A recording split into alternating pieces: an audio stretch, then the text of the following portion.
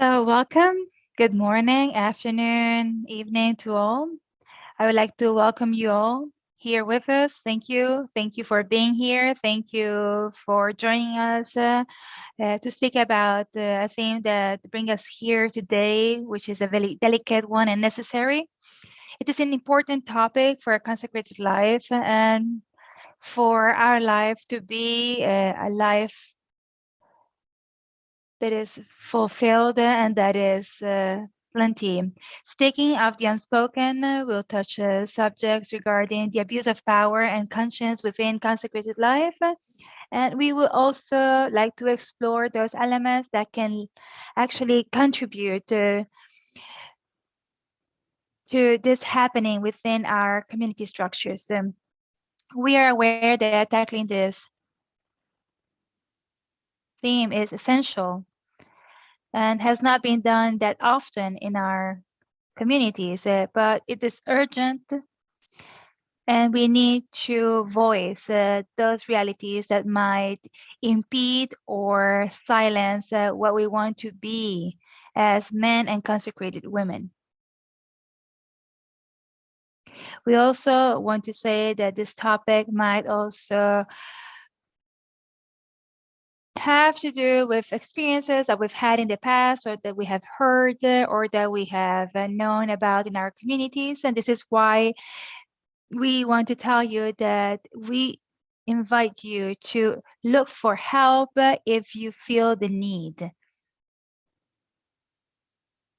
And it's with great pleasure that we have Sister Yanirem Agulo Odorica. She belongs to the Most Holy Eucharist and the Mother of God congregation. She studied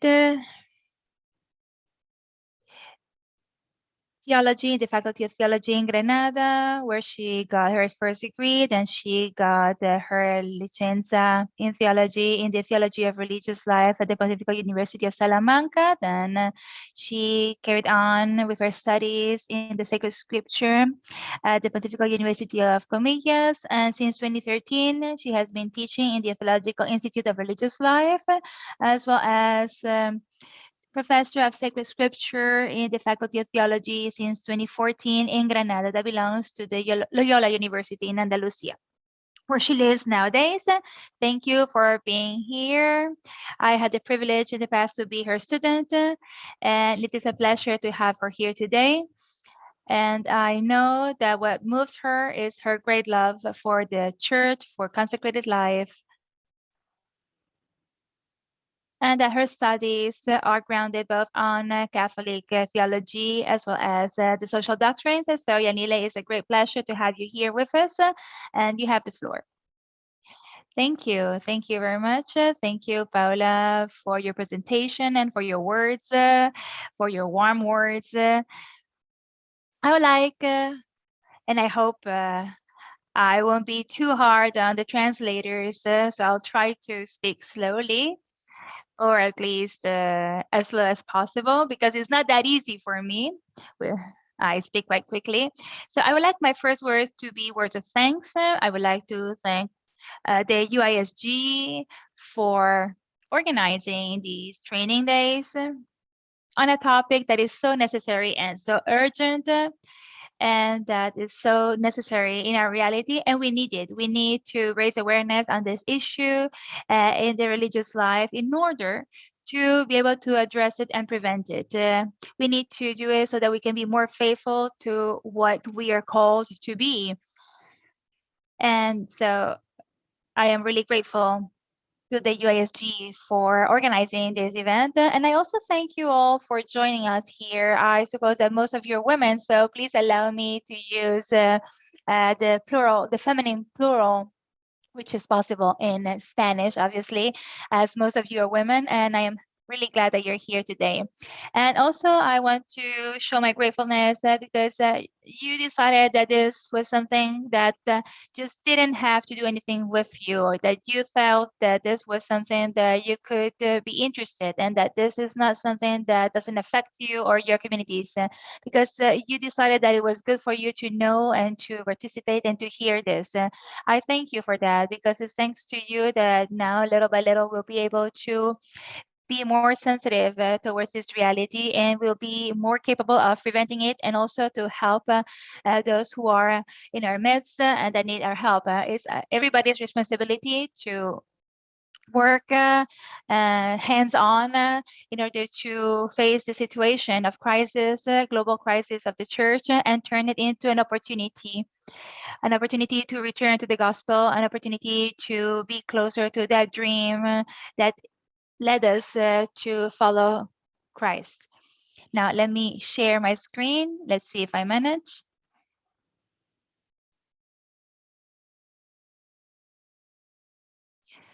So I would like to share my screen, and just starting, I would like to say that I would like to focus on this interest, what really the course is about. We want to speak about is unnamed.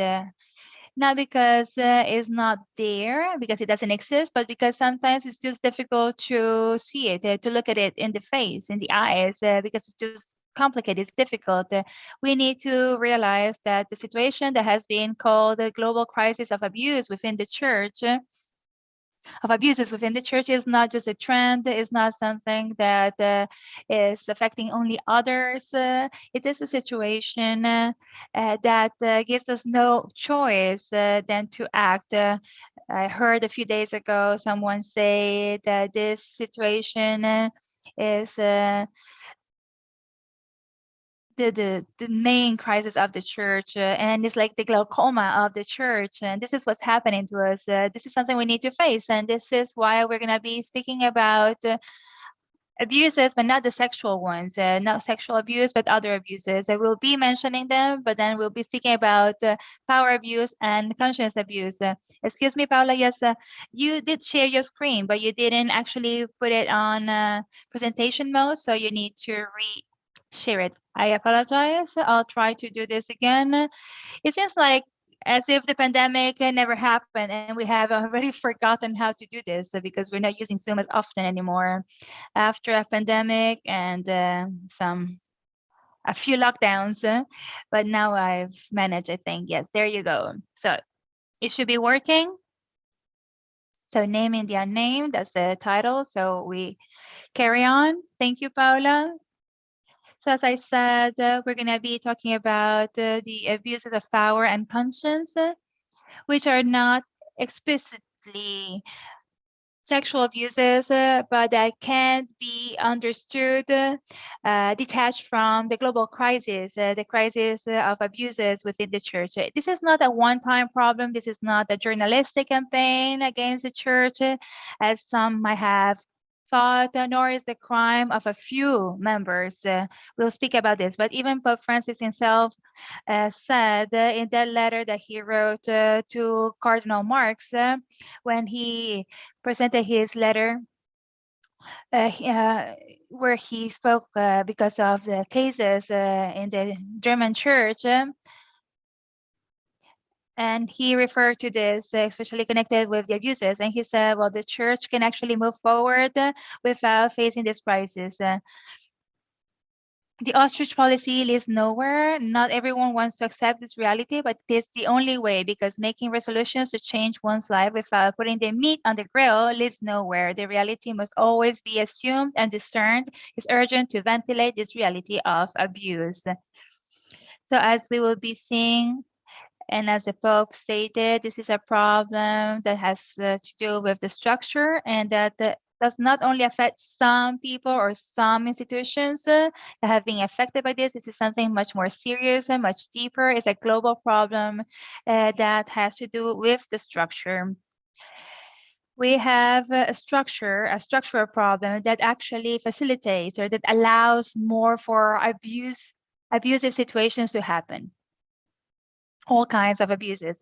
So the permanent trickle of sexual abuse scandals goes back a long way, but then more and more we have to recognize that we are just looking at the tip of the iceberg. We are just looking at the small portion of a much bigger problem that because we don't see it doesn't mean it is not there. So the problem doesn't only affect in an isolated way to only it doesn't affect in an isolated way only some institutions. It affects the church as a whole and the whole structure of the church,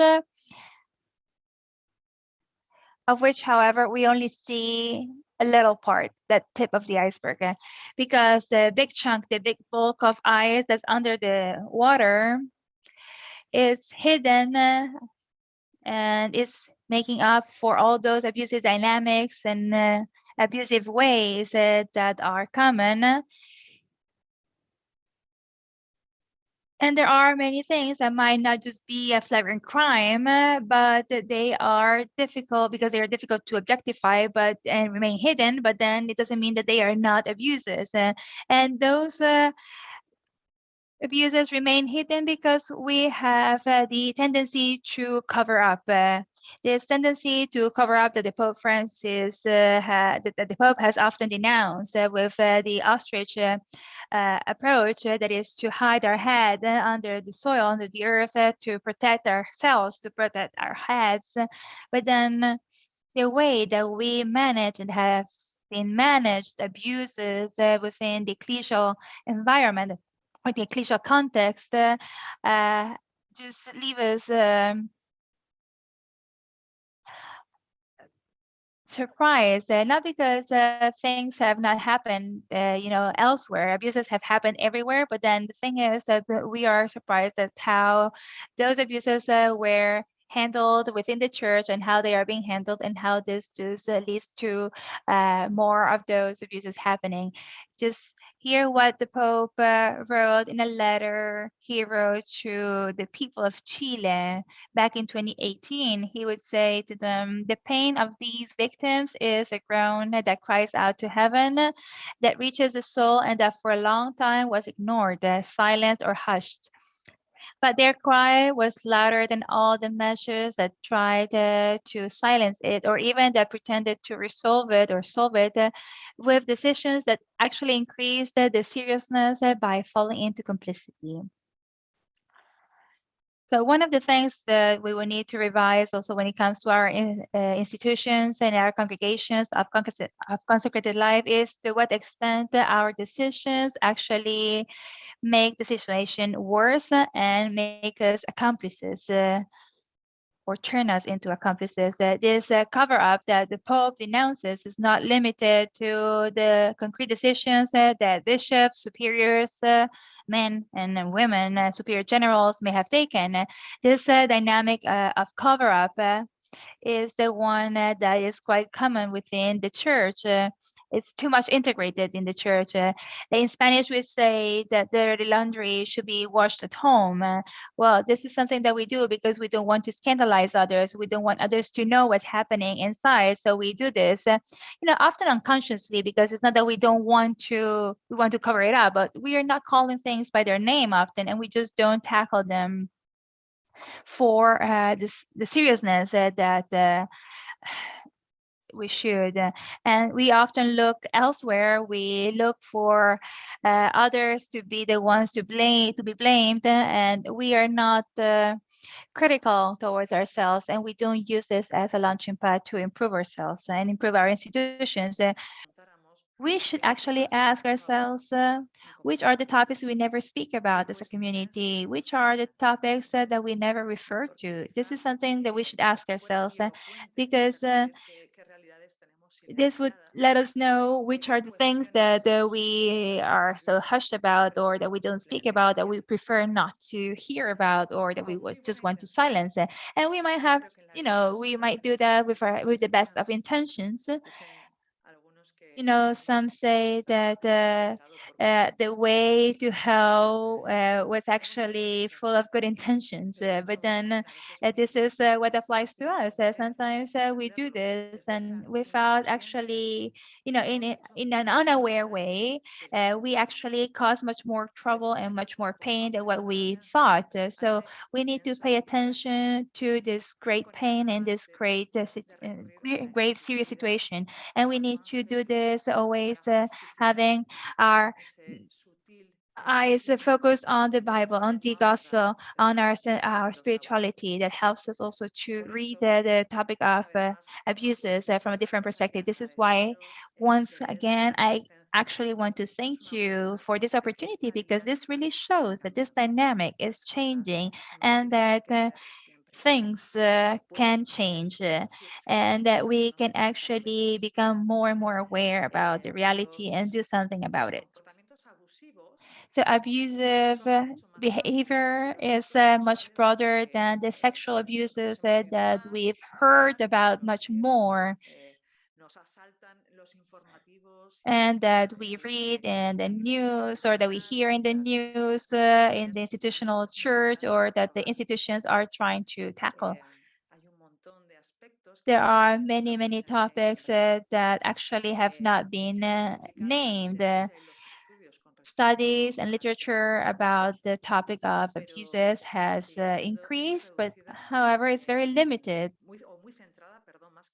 or not limited actually, but very focused on abuses on minors. Uh, minors abuse is one of the main topics that are tackled in the case studies and in the books and in the literature and the biographies. But then we need to consider this as a social alarm because from outside is where we see this urge to tackle the topic from a different perspective. This doesn't mean that we don't have blind spots that we need to take care of, or topics that we don't tackle or that are not tackled easily, and that also affect this topic, and that also are connected, and that are connected, all of them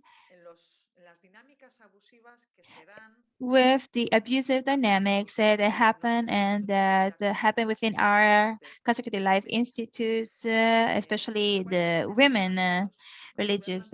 Now, which are these fields or these areas where this is happening? So there are three different areas where it's difficult to look at. It's difficult to look at this in general, but then there are three areas where it's more difficult for us.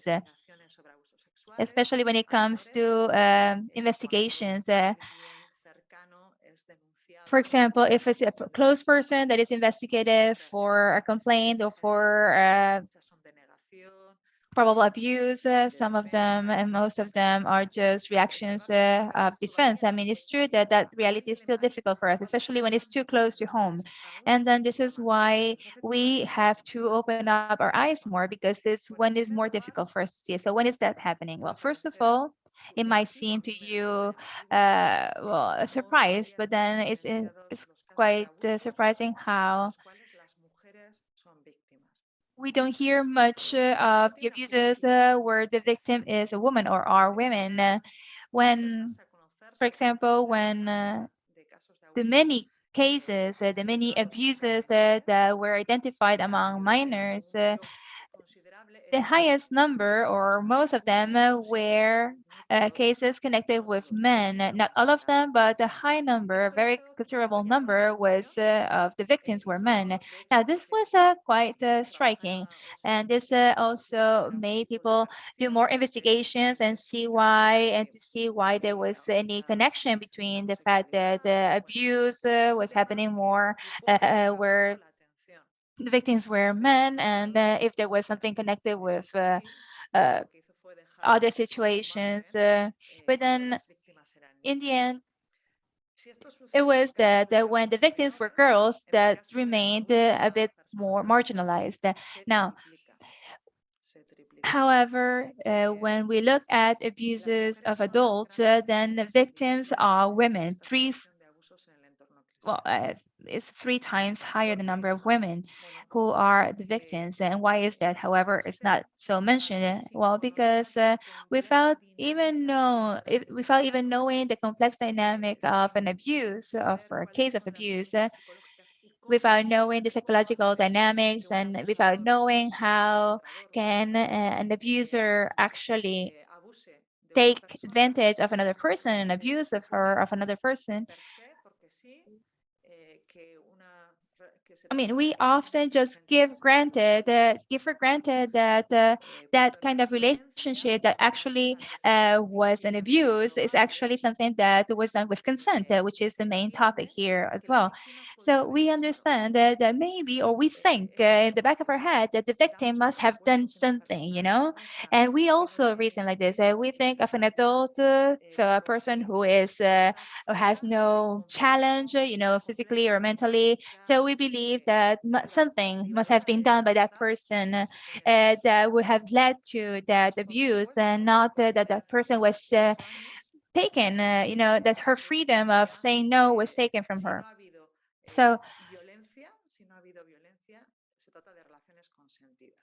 So we believe that if there was no violence, or if there was violence but it's not denounced, then we believe that this it was consensual. But then that's not the truth. That is not objective. It was a real abuse. Now,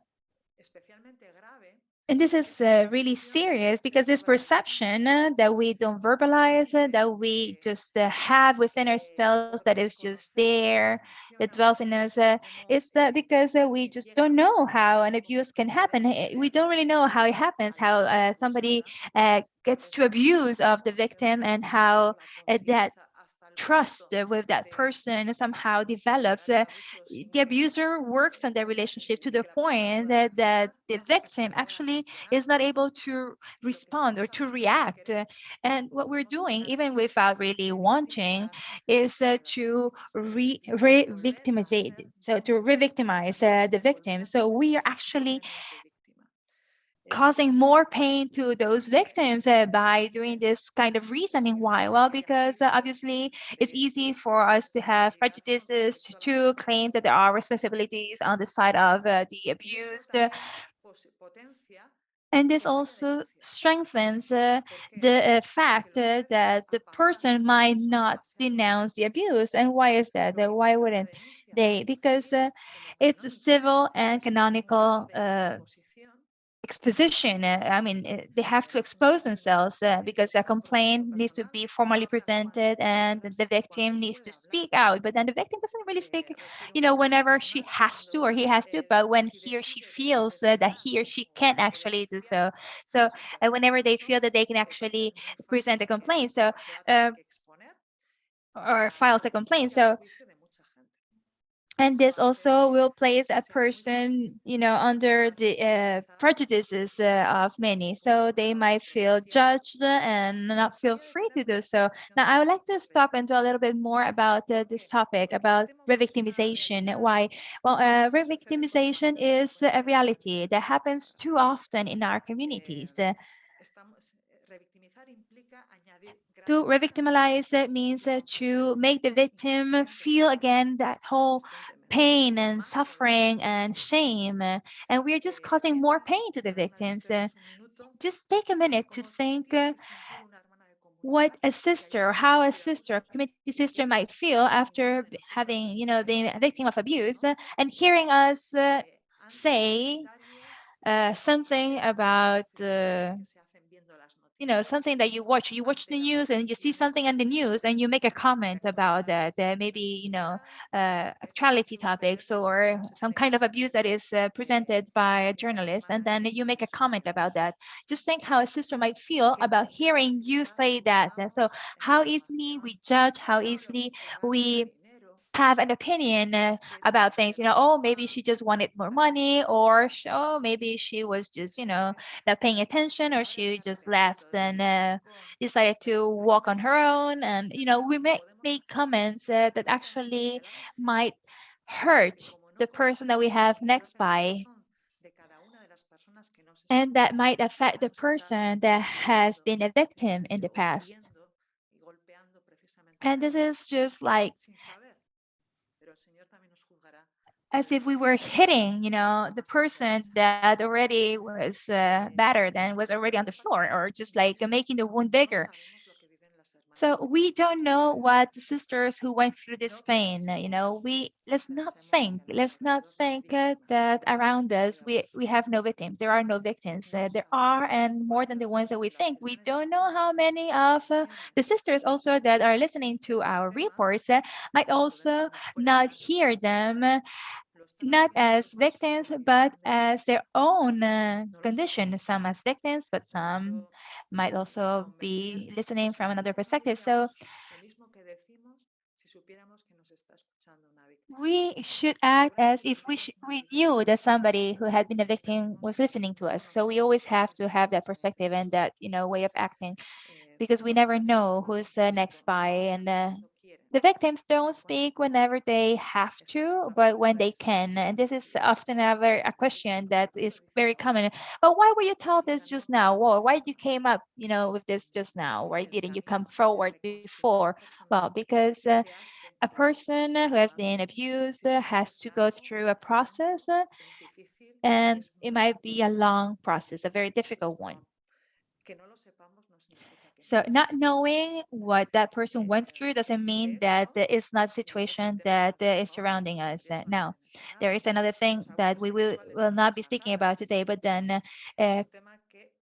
that we should know this. The sexual abuses of consecrated women is a subject of which I fear we will never know the number of real victims. In 1998, that is many years ago by now, the psychology faculty of St. Louis University in the United States published a study on Catholic sisters, survivors of sexual abuse trauma, on Catholic sisters or religious sisters. They actually got in contact with the communities. At least 77,000 sisters were involved. They had to answer a few questions. And the result of this study was that approximately 37% of sisters had suffered some time of sexual abuse, either in their childhood or in their adult life. Now, we're speaking about a very high percentage, 37%. And sometimes, in order to make it less important or just not to give the importance that it really deserves, we say, oh, but that is happening in certain countries or in certain cultures. No, we're speaking about the US sisters, communities in the US. So just think about your own communities, your own institutions, your own congregations. How many of those sisters, of your sisters, belong to that 37%? How many of your sisters might have actually been victims of those abuses? And then ask yourselves, how could those sisters feel when they hear certain comments that somehow tend to blame the victim because for the abuse, such as, oh, how could she think that she could go alone, to that place or others? This might hurt more than we think because things connected with this topic are very complex. I know of a case where a victim of a sexual abuse realized, and this is another thing I will be saying more about. She realized that she had been a victim of sexual abuse because she thought that it was not an abuse back then. And when she felt like sharing it with, a leader of her congregation, the response was,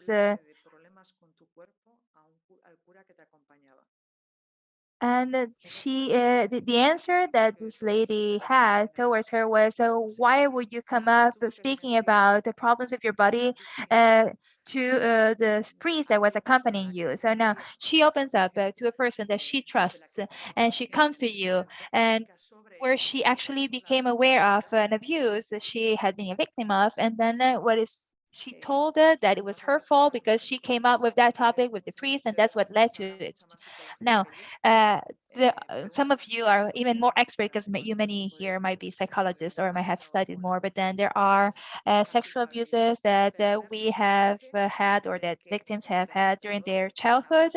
It's connected with how we feel ashamed and guilty about it. We feel that we are to blame, or the victim feels that she's to blame. So this is what happens, and this is also what the abuser becomes strong of. This is what the abuser uh, uses to somehow uh, keep the victim under his or her own power. Now, I apologize if I'm dedicating too much time to this because, however, this is part of our daily lives. And this is really something that happens daily. And this is what destroys the victims. Many reasons why often a sister doesn't open up and we don't know what's happening with her or within her, or she's not tackling this situation, is often because of this, because they fear, and this fear is grounded fear. I mean, there are grounds for it, that they won't be understood or that they will be actually judged, because they might go to persons that they trust, because they belong to a family, they believe that they trust them, but then you have this reaction. So we need to be aware of this, so that whenever somebody comes up with and opens up, we have the right reaction and avoid causing even more pain to a victim. And I believe this is quite relevant. And as I said, one of the elements that we don't dare tackling is when the victims are women. I believe that our zero tolerance approach, which the Pope is inviting us to somehow promote when it comes to abuses within the church, also requires us to become more and more aware of the victims, especially when those victims are adult women. And I also said that there is another element that I would like to focus on in the next few days, well, today and tomorrow, which is something that we're not paying attention to as much as it would need to, is that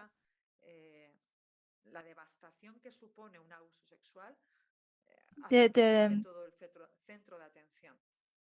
so often the seriousness of the sexual abuse make us focus more on the, the abuse in itself, but then we forget that our other abuses,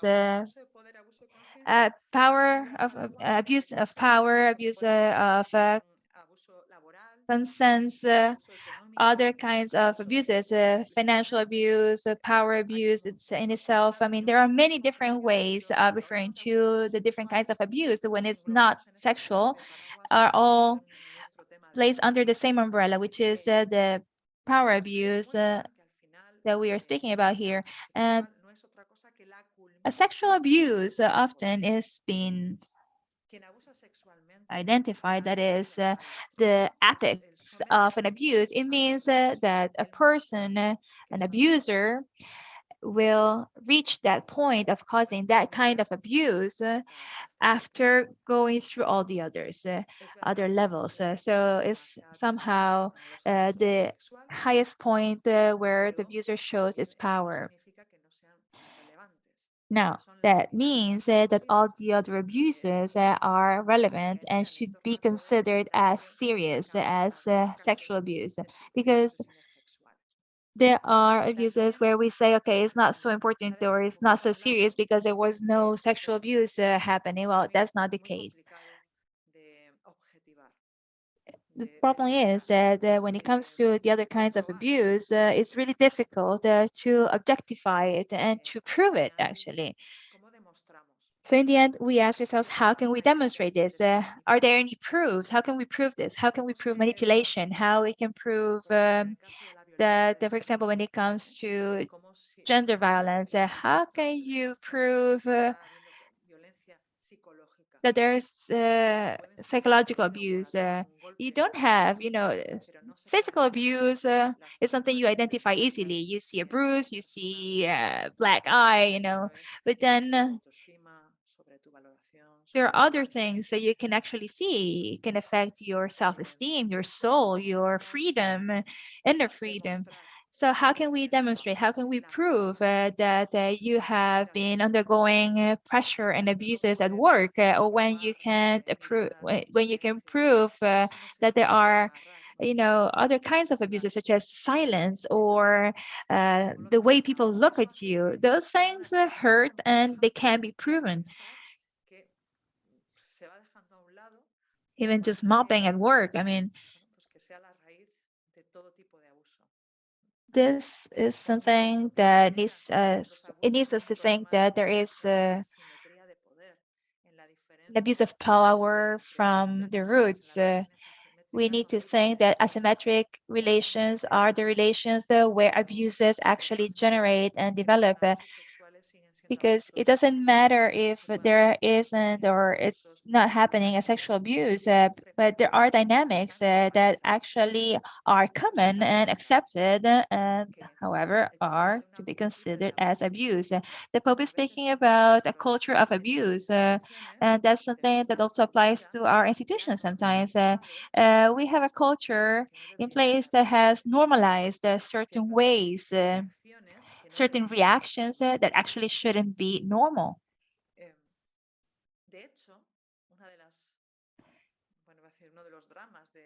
And one of the dramas or the dangers of the situation is that sometimes not even the victim is aware that she is a victim or he is a victim. And this is so striking to me.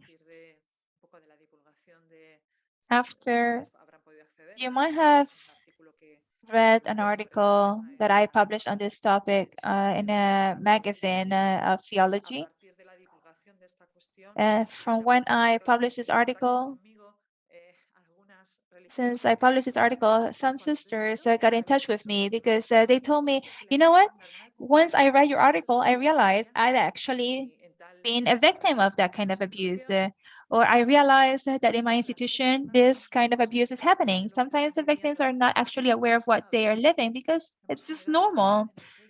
We are living in an environment where certain reactions, certain ways are normal, but they're not. So we normalize a concrete way of managing power, so a way of managing authority, and often the victims suffer. They feel that something is wrong, but they just don't know what is happening and why they are demotivated. And in that perverse dynamic that I was talking about of shifting the blame onto the victim, when something is not going well and the victims don't know what's happening to them, they think that they are the problem, that they must have done something wrong for this to happen or for them to go through this. Just take this very simple example, something that happens too many times in our religious communities, especially in the women communities. Now, if somebody with power or with some authority, a very charismatic person, maybe the superior or maybe a master, a mistress, sorry, or a formator, it makes you feel important and, gives you a lot of time and attention, and then stops doing that and doesn't pay you much attention anymore, doesn't speak to that person anymore, then that person will start wondering, what have I done wrong? What have I done wrong? What did I do? So for that person who has so high esteem of me now is not speaking to me anymore, is not looking at me anymore, is not even paying any attention to me anymore. And she'll try to solve this problem and to do whatever that person wants or desires so that that she can get her attention. And this is a real way of manipulating. And this is what happens in our own context. The victim often doesn't even realize that she is becoming a victim. She doesn't know that she didn't do anything wrong. That actually is just a way that attention that she was given and that she's not given anymore is part of a dynamic uh, where there is some kind of manipulation going on. And this is something that goes unnoticed. And the community might not even realize this is happening because they would just think that this is a problem between two women, two grown women.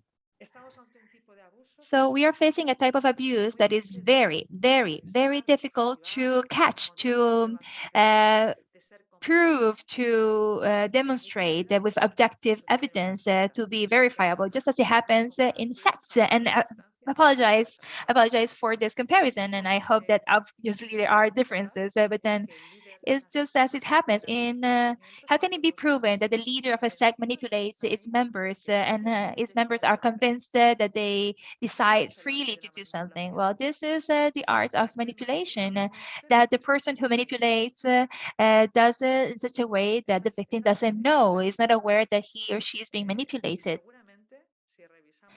And obviously, if we look back and if we look back and look at our experiences, we might recognize situations and dynamics, that actually they happen just like that. And we will realize that this has happened to us or others. And then if you add to this, that everything is done in the name of the vow of obedience, or that you have entrusted your life to Jesus Christ and that you have to follow the orders of your superior, then here you have argumentation and also a discourse that somehow just normalizes the dynamics that are actually abusive dynamics for the victim. And in third place, there's another kind of abuse that is not, that is not given the importance that it should, that is being left at the margin, and are the abuses that take place at intra, that is within our ecclesial structures that are still being silenced. That the church is reacting, not exactly at a fast speed is not one of our main characteristics, but we are, reacting. But it's due to the urge that comes from outside. So the complaints that are filed, the investigations that are promoted outside, from the outside, that lead us to look for safe spaces. But then it's something that's happening from outside towards the inside. And however, what's happening within at intra are structures. Because when voices have been raised, if they come from outside, you can just silence them, and because it means they have already managed to somehow break free. But if they come from within, you can silence them, you can just make them, shut up, because uh, it means that it's a wound, it's something that hurts, but it can still be solved or hushed. But there are so many cases, too many cases, that people, for physical or psychological difficulties, have had to leave congregations and institutions because of the abusive environment they were in.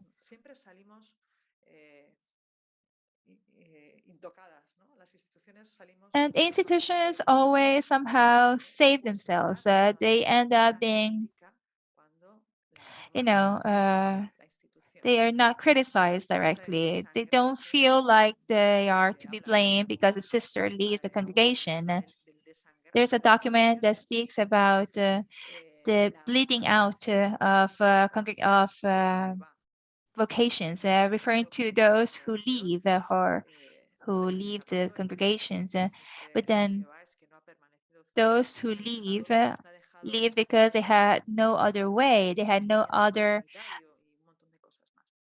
option. When it comes to abuse, of course, it's about not having a space for discernment, that where a space where to express themselves. And this is something that should answer also our question, why sisters leave. And it's always the person who leaves that is to blame, and that is always the person who leaves, the person responsible for that situation. It's never The institution is never to be blamed.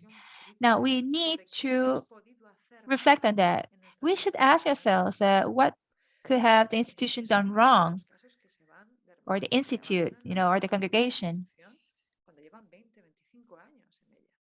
You have persons who leave after 20, 25 years. So now we give for granted that they had no vocation, that they were not actually a real vocation. Or we give it for granted that it was easier for those persons to leave after 20, 25 years and just start over with their lives. Are we really thinking that is true? Shouldn't we ask ourselves seriously what's happening to us? What's happening and what is that we are not doing right? And what could have happened for us not to, that wouldn't let us accompany us properly, our sisters and the members of our institute. I would like to analyze at a certain point which are the arguments that we give ourselves when sisters leave. I'm not here speaking about initial formation. Initial formation is a logical process of discernment, of course, but then I'm here talking about the arguments that the sisters that have left an institute or a congregation after many, many years, after having done their final profession. So many leave because of their problems, because of problems with the authority or with the institute in itself. But then we don't take that as an opportunity to improve. We don't use that situation as an excuse to reflect, to think what we could have done wrong, what we could do better, what could be changed. That is not what we do.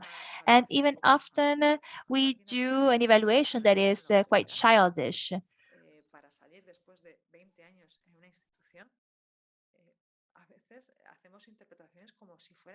Sometimes we consider them teenagers thinking, oh, they just left because they were not happy or because, hey, they just changed their minds.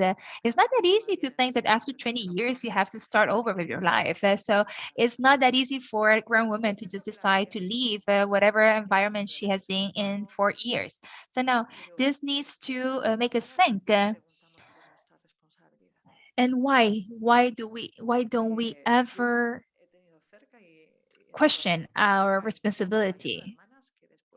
I have accompanied many sisters after that had left their congregation that after many, many years, with great pain, with a feeling of a powerless feeling, and with a feeling of guilt, they just leave. They just leave their convent because they couldn't just stand it anymore for psychological for their psychological health. They can't just stand it anymore, and they just leave. And what we need to ask ourselves is what kind of effective answers are we offering whenever we are told by a member of our institute that they are going through the situation, a situation of abuse of power or conscience. What is our response when a sister comes to us and tells us that she is going through a situation of conflict that would actually be placed under this umbrella of abuses? Well, first of all, we doubt about her credibility, right? Because sometimes we think, oh, well, but this it's a sister that is a troublesome person or she has her own things. We never actually just go to believe that person immediately. Now, the normality is, you know, uh, over, is,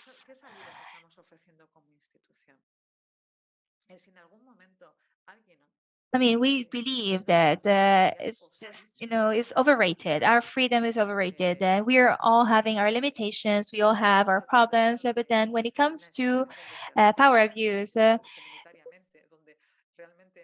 situation in a community where the person is actually feeling like she's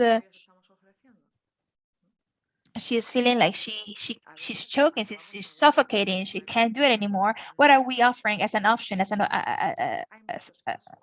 a way out? There are many situations in which we know. I mean, there are many things that we know about. There are different ways of exercising authority that are not appropriate, and we know about them. But then, at the end of the day, what do we do? Well, maybe that person has not submitted to that abusive reality or that abusive context, or has not adapted to that situation.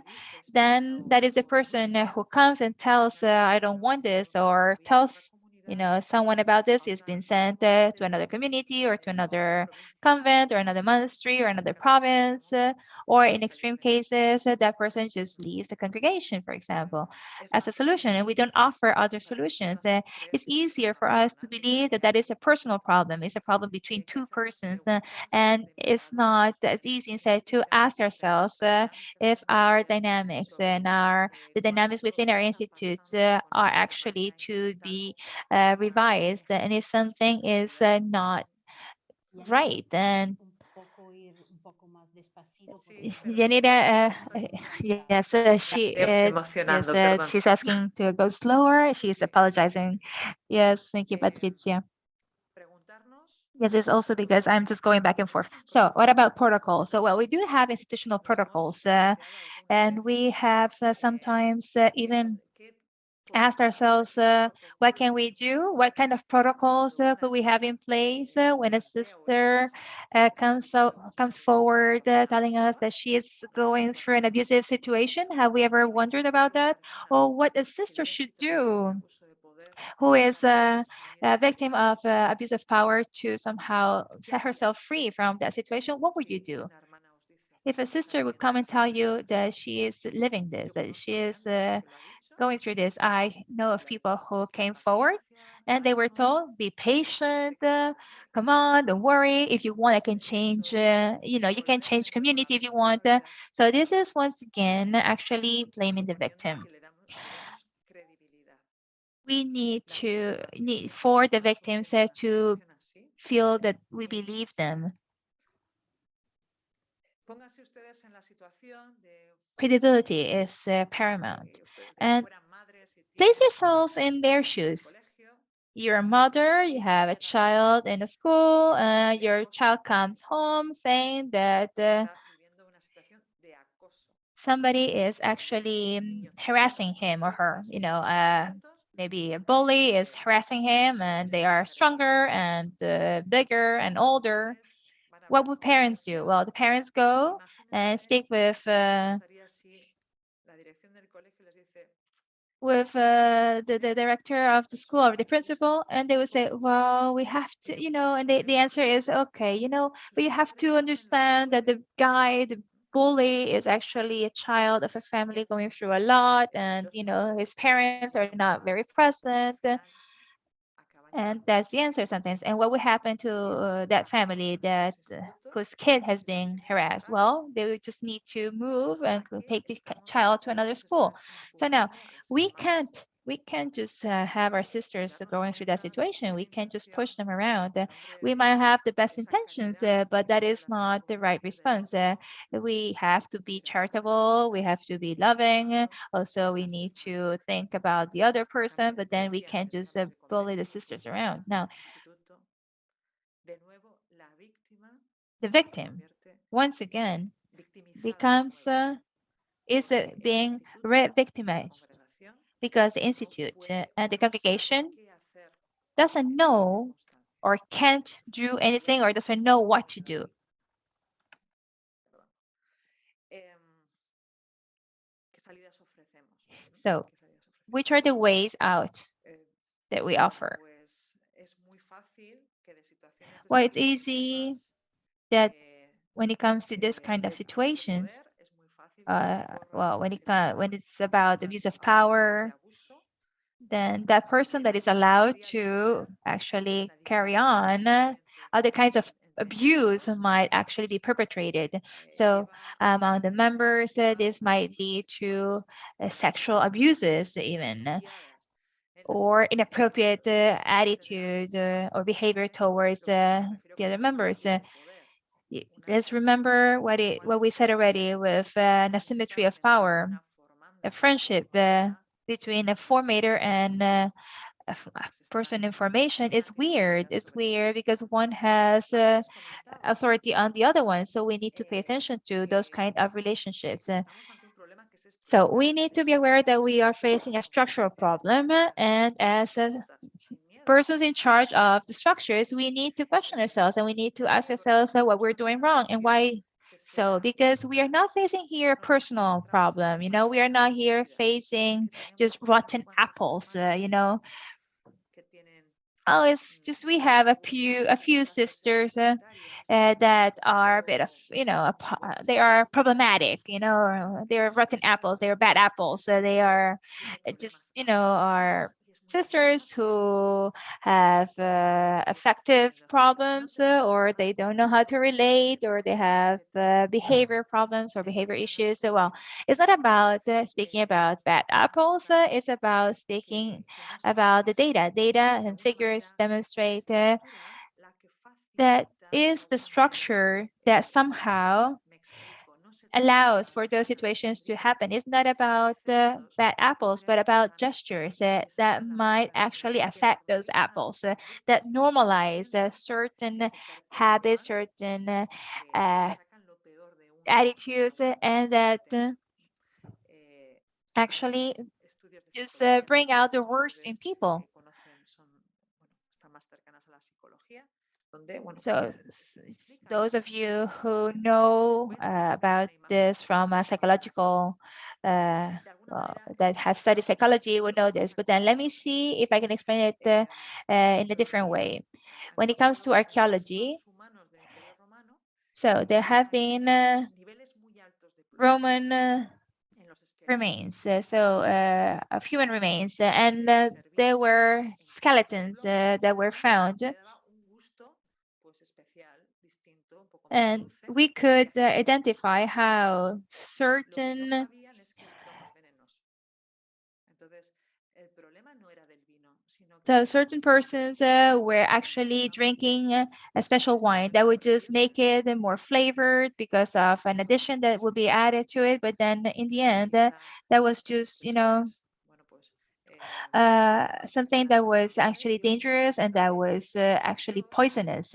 So it was a poisonous ponían element. It was very harmful to their health. And this is vino due en to a copas de Roman oro custom of serving and drinking estas wine in lead copas containers, so envolturas which las gave it a slightly descorchaban sweeter poco taste, a but poco toxic. So the wine was not en bad, but the unos container in intervalos which para it was evitar drank would just oxidación be y served would que just cause death, and that iban was done con with the mucha best intentions. facilidad So just as us, pues in the case of abusive derivar con practices, mucha we find facilidad something very cualquier similar. enfermedad It is psicomotriz. not that there are bad apples, but that our Pensemos baskets que are los capable of filósofos rooting them, clásicos of rotting them. Sorry, es un compuesto it is not the que wine si that is bad, alteramos pues um, but if facilitamos we que don't aquello change the pues container or the basket, se then estropee, we se actually desgaste. can die of Y poison because actually todos everything estos gets ejemplos rotten. que hemos dado de So abusos this also están demostrando que se trata de there are studies un that also problema. El demonstrate problema that this is está a en la problem that is gobernancia. very No rooted, that donde is se also rooted organiza el in poder, our cómo se governance, gestiona in el our way poder. of governance, and the way Esto we mismo manage que power. el Papa And this Francisco is what denuncia also cuando Pope habla del Francis told us and clericalismo, denounced when he como spoke es about el clericalism,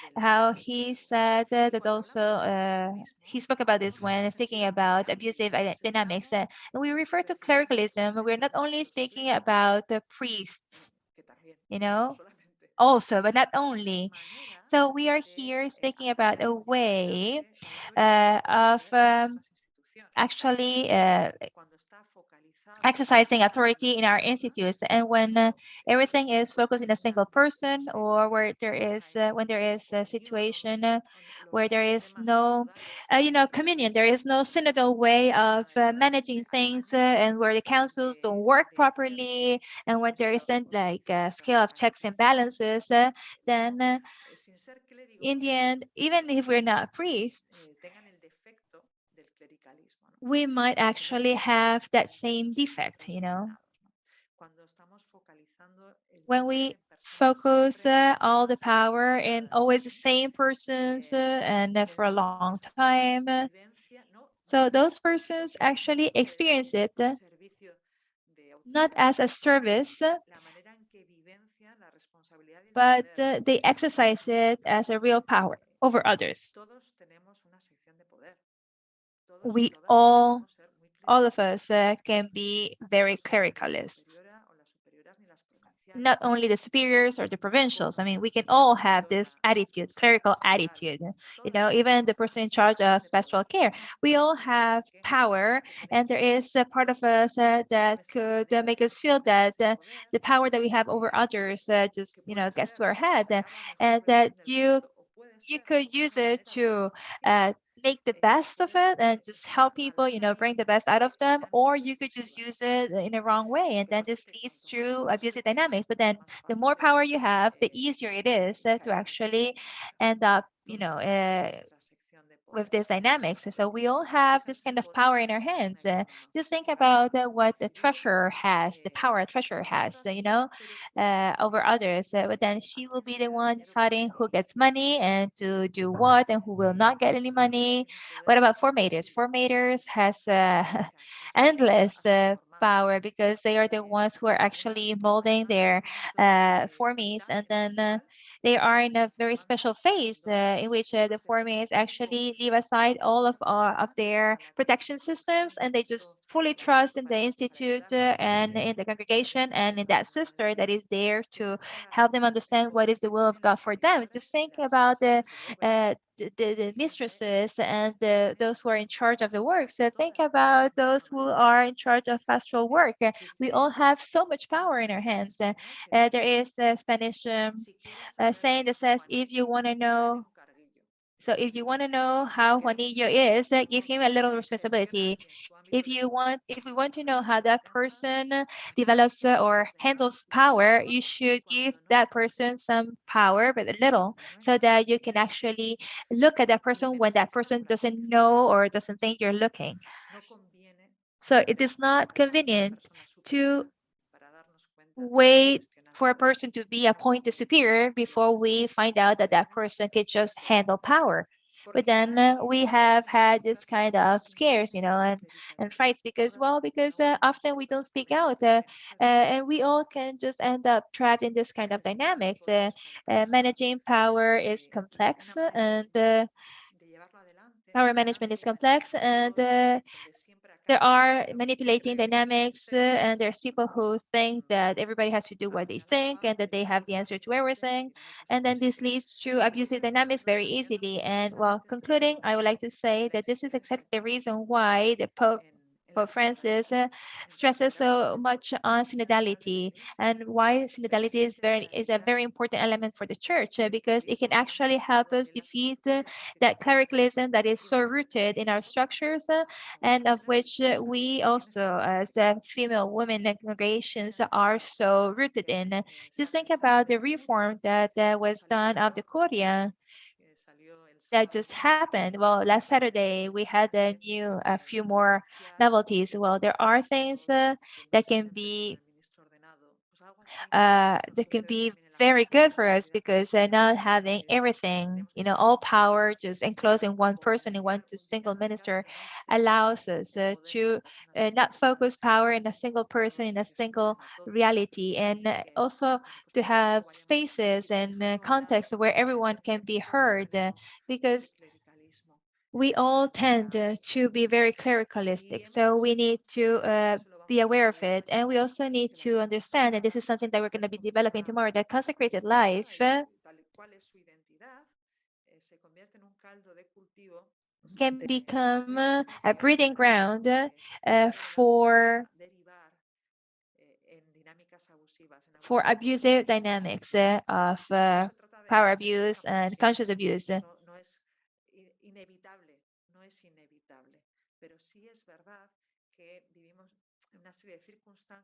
It's not it's not unavoidable, but then there are situations. Our environment allows for this and makes it easier when it comes to our congregations and our vocations. So there are dimensions that actually uh, make power abuse more possible, more viable within religious life. So we need to be aware of it. This is something that will be going in depth tomorrow. So I stop here. I apologize to you all for going so quickly, and I apologize to the interpreters for having jumped back and forth and for having gone so quickly. Paula, you have the floor. Muchas gracias, Yanire.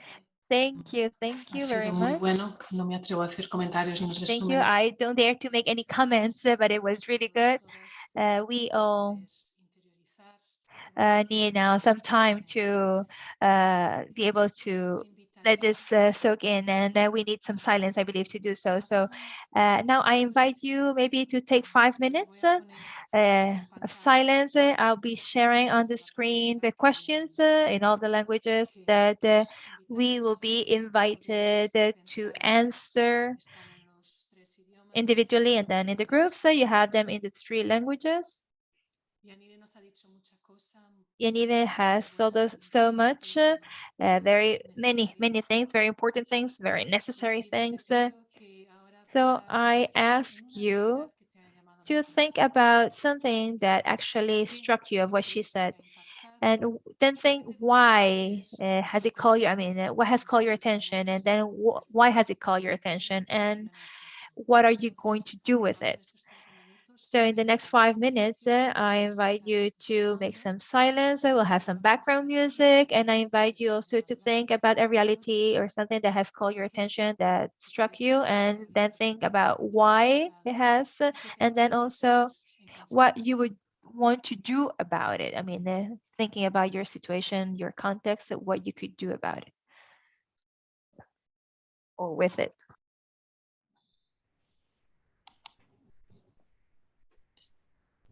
Muy bien. Entonces os invito a que So I podáis invite you los grupos poner vuestros comentarios en el chat. to share any comments in the chat box, and Patricia will help me going over them. And then also if you have any questions, well, this is an opportunity. So just, ask.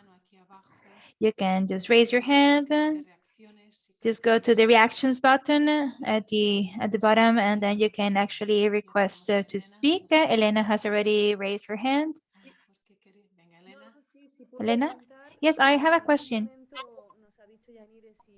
Yanire said, I'm sorry. So I am a consecrated lay woman. She asked if we had protocols in place, such as she about to handle situations or abuses such as the ones that she mentioned. Well, uh, so my question was, if some of us didn't have any protocols, could we work on this together? Could we develop protocols together? Because there are certain cases that might be very subjective. Obviously, for those cases, obviously we have to look at it inside, but then I can tell you what I know. Well, there are none from what I know. Perdón, Pilar parece que sí. Pilar wants to say something? On n'entend pas bien. Mais il faut rechoisir la traduction. Perdona, tenemos aquí un problema de Pilar. Porque pidieron de los generales, digamos, que en todas las congregaciones I don't know if somebody from the UISG could say something, because it was asked, all superiors were asked to develop protocols. And at least our congregation has one.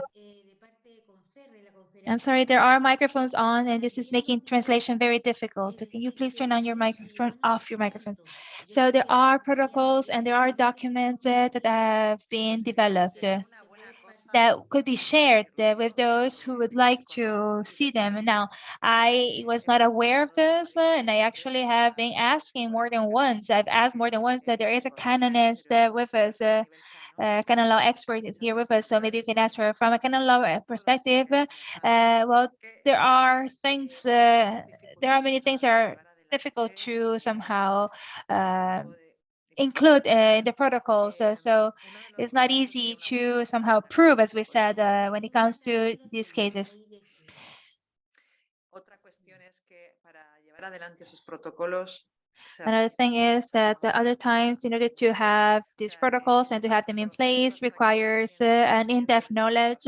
We need to have persons who are aware that there's a situation going on and who dares to say it, and then to denounce it, and then to file a complaint, and then in order for that to happen, we need a conversion, an institutional conversion, a community awareness process that should be something that should come before we have a protocol in place, or at least that goes hand in hand with the protocol, because the protocol doesn't have to be just a paper that is there that we need to have that just in place in the shelves and that's it, because it needs to be there, or that we just because we have to have it.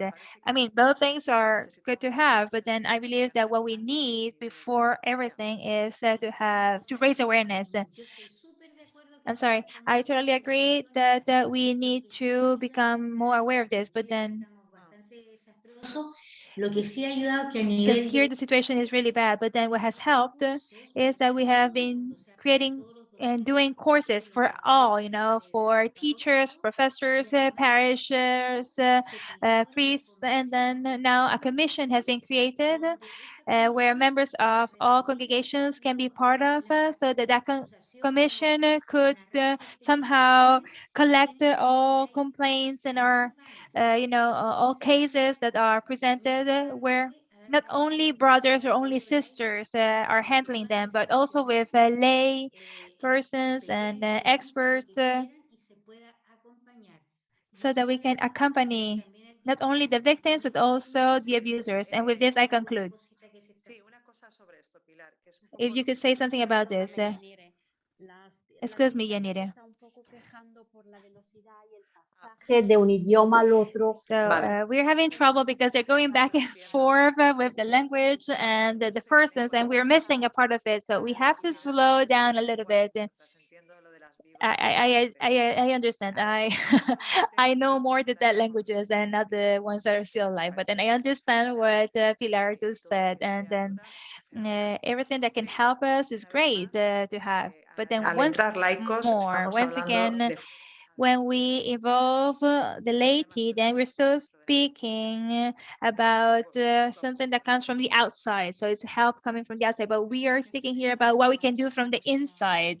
Thank you, Elena and Pilar. I believe that we should also involve the general conferences of each country because this is a topic that we can develop together and more people can be involved. Sister Maria Graciela, you have the floor. Maria Graciela.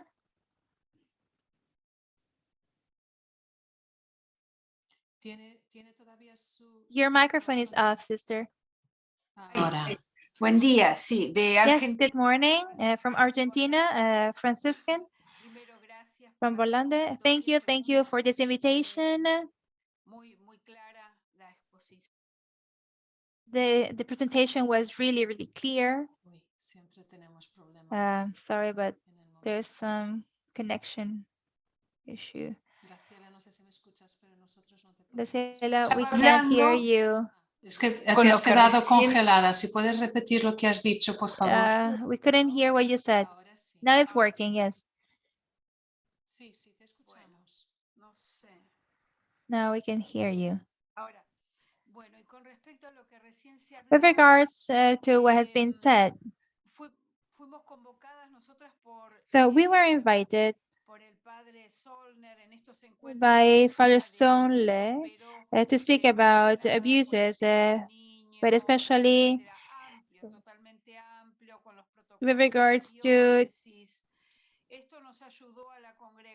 topics regarding child abuse within the dioceses. This was to raise awareness. Now, we don't have internal protocols, and it's clear to me that we should do some kind of work from within. But then these are the steps that we've moved in our schools because we've had a few cases in our schools. We have had some girls and some boys who have been victims of abuse, and this has made us somehow revise many things. But then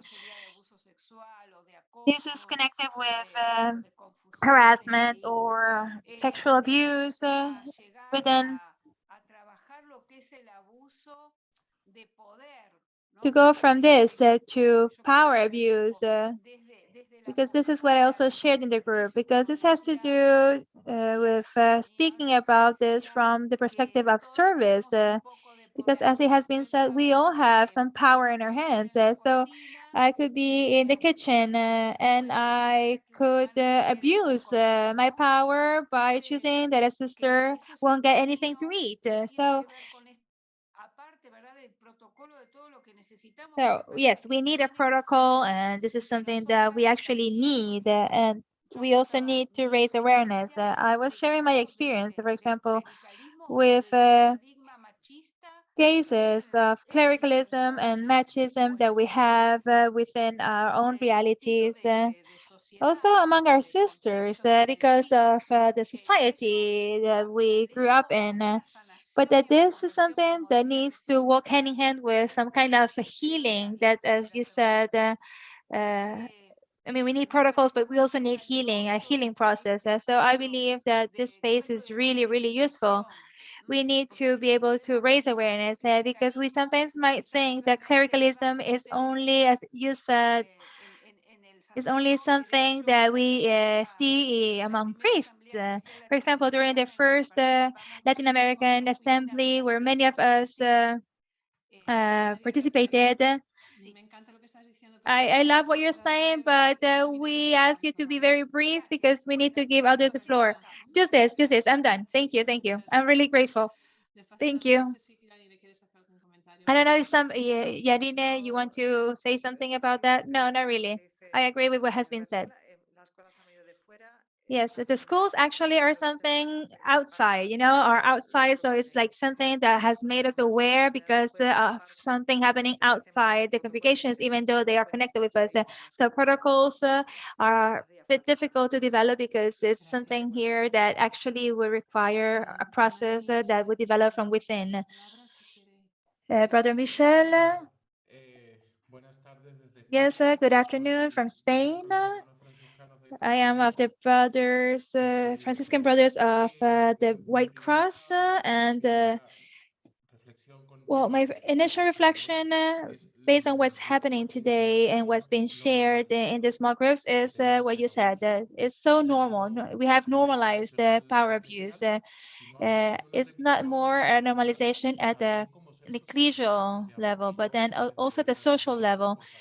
Because I am a religious man, I was a student, I was a worker, I was a member of a family, and I can tell you that it's kind of a mirror, or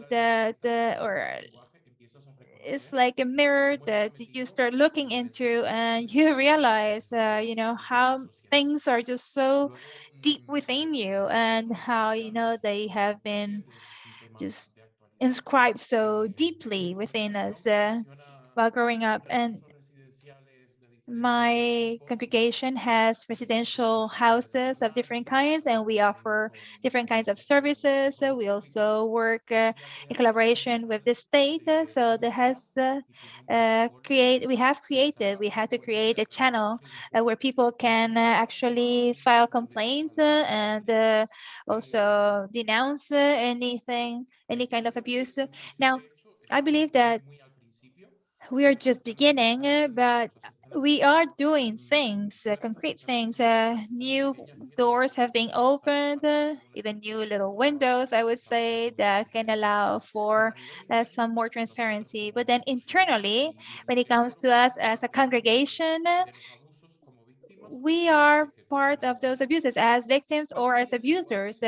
My question would be, which would be the language, the proper language to make sure that we can all journey together, because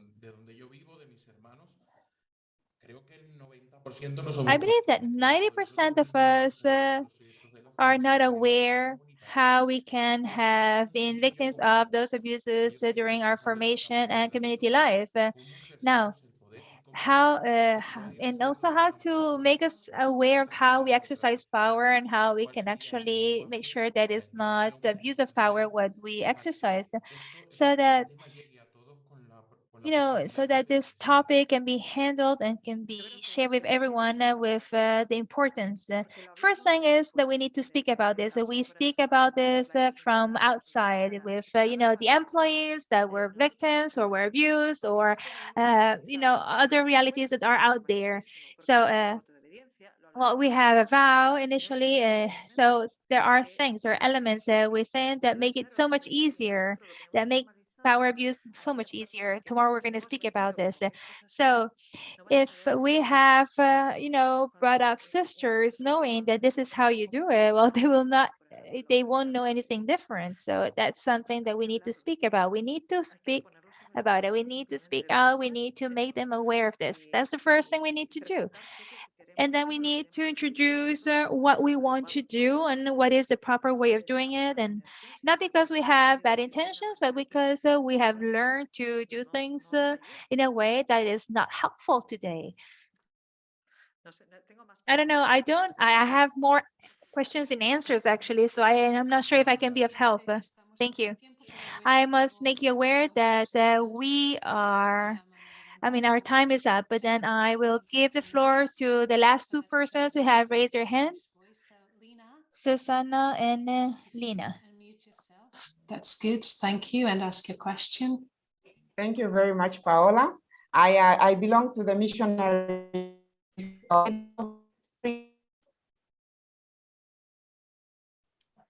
Sudan. Thank you very much, Yanira, for the input. Everything was clear. I could follow you in Spanish very well. Thank you. I think this is the time that we need as congregations to talk about these things. My question, or I don't know if I would call it a question or an appeal, is especially with the issue of re-victimizing the victims.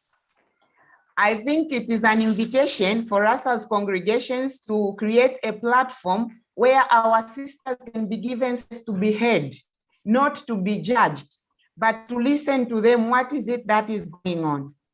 And then also, once the platforms are created within the communities or at the level of the congregation, I'm sure it will help facilitate some of these things that we are afraid to talk about, like the abuses. Abuse, economic abuse, or in whichever form that it comes. That am I too fast? I can understand. No, there is a bit of an interruption. A little bit of difficulty, but I think it's clear, Lina. Thank you so much. Okay. If not, I can use Spanish. No, that's all right. That's all right. Thank you. I'm sure that the translators have done their best. So we're speaking on the theme of re-victimization. Yanire.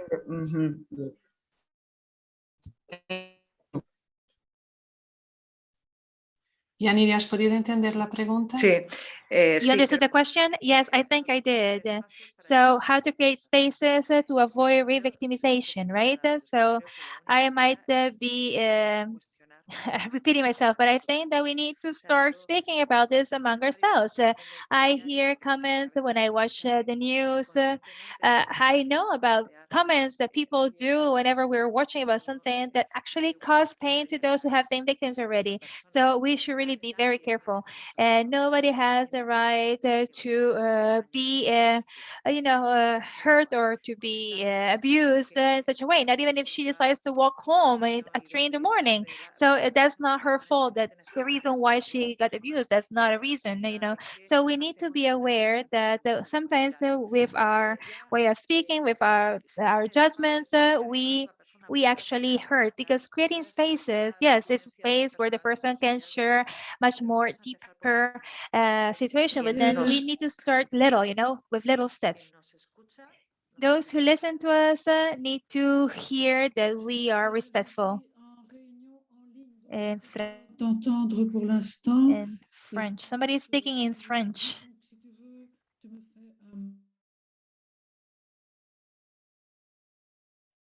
Sorry, I muted all.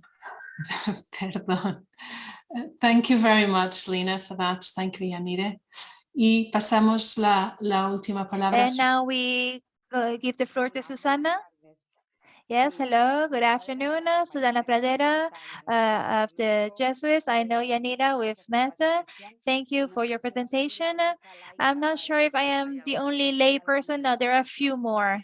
They might just be here. Well, they might be anonymous, but then yes, thank you, Yanilde. I am aware of what she said, and Maria Graciela and Michelle, we were in the same group together. And I believe that it's very important that we also the lay men and women. I'm a layperson, so I am outside, but then at the same time, I'm inside because of my work, of my job. So I feel that often I can question things that I notice within the institution, that I see, that I receive, because those who are affected come to me and tell me about it.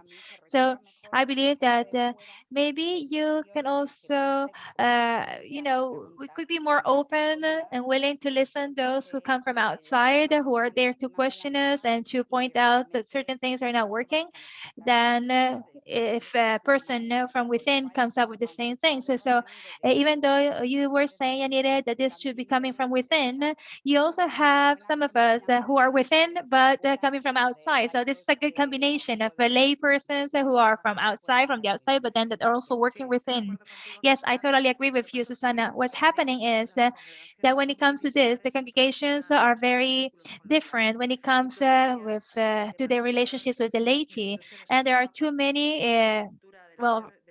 institutions or congregations where the religious subculture considers that are things that should be taken care at home. I mean, like the dirty laundry is being washed at home, So this topic is really complex unless processes are put in place so that the consecrated men and women decide to have healthy, normal conversations about this. So, of course, it helps your presence, but then there's a lot that we need to do. Thank you, Yanira, and thank you, everyone, for participating. I believe that we need to stop here. It has been quite intense. It has been great. As I said, these are very delicate issues that we need to speak more and more so that we can truly just bring them to light. I invite you once again, as I said at the beginning, I'm sure that these topics have also touched you very closely and have also may have opened wounds or situations that you're going through and you've gone through. So look for help or assistance if you feel the need. Also, when it comes to your communities and congregations, there's a book that is going to be published about safeguarding and protection of vulnerable people that can be of great help. And also, the different conferences will also try to put at your disposal material and documents. So we see you all tomorrow, same time, same place, same link. And once the video of this meeting will be ready, we'll be sharing it with you. So thank you all. Yanine, thank you very much. It has been great. The comments in the chat box are very positive. That's very positive feedback. So thank you and see you tomorrow. And if you want to turn on your mics to say goodbye, you can do so. Goodbye.